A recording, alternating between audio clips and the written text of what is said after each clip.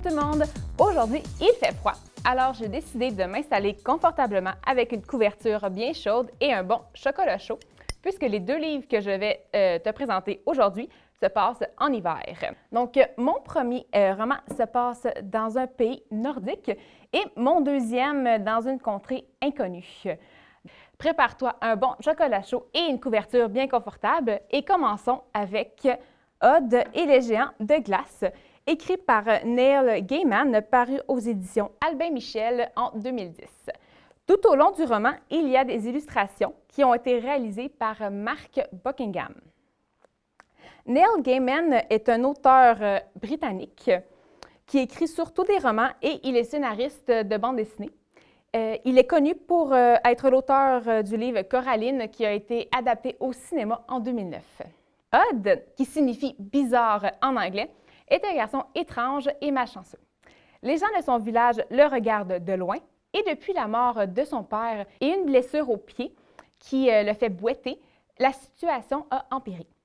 En plus, l'hiver ne finit pas et le printemps tarde à montrer le bout de son nez. Odd en a donc plus qu'assez et il décide de partir dans la cabane de son père dans la forêt. Rendu sur place, il croise un renard qui tente à tout prix d'attirer son attention. Odd décide de le suivre jusqu'au sommet d'une colline où il trouve un ours avec une patte prise dans un arbre. Odd décide de sauver l'animal et il apprend qu'il s'agit en fait de Thor, le dieu du tonnerre, qui a été transformé en ours. Le renard, pour sa part, c'est Loki, le frère de sang des dieux, et l'aigle qui survolait la scène, c'est Odin, père de tout. Les trois dieux ont été chassés d'Asgard par les géants de glace après que ceux-ci aient pris possession des lieux. Odd décide donc d'aider les dieux à retourner chez eux et à chasser les géants de glace à Jotunheim. Mon deuxième roman, La quête du renard blanc, la pierre mystérieuse, écrit par Chan Jae-tong, paru aux éditions Casterman en 2021, est le premier roman de la série La quête du renard blanc, qui comprend pour l'instant 2 tomes en français. Chan Jae-tong est un auteur chinois qui a toujours été passionné de littérature jeunesse. C'est cette passion qui va l'entraîner à écrire et par la suite publier son premier roman, La quête du renard blanc. Dila est un petit renardeau tout blanc qui vit paisiblement avec sa mère et son père. Mais Dila a un secret. Il rêve de devenir humain.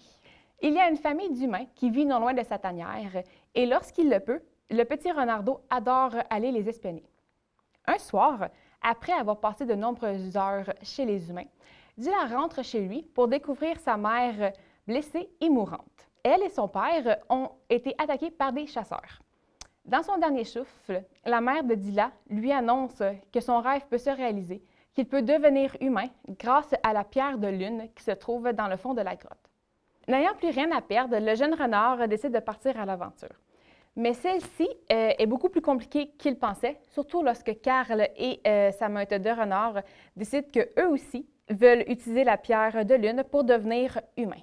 Grâce à ses nouveaux amis, Henkel, la petite fouine et Petit Pois, le lapin, Dila parviendra-t-il à déjouer tous les obstacles et enfin réaliser son rêve?